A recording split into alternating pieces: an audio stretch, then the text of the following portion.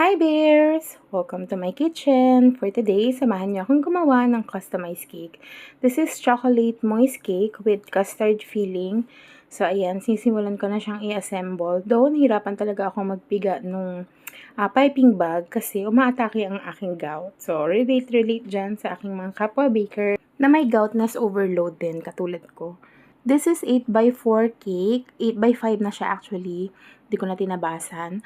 With white chocolate drip, fondant details, printed topper, at saka yung handmade lolly na yon na talagang nahirapan ako ng bongbong. Naman ako kasing gawin yon kasi yung silicone molder ko for lollipop, maliit siya na mataba.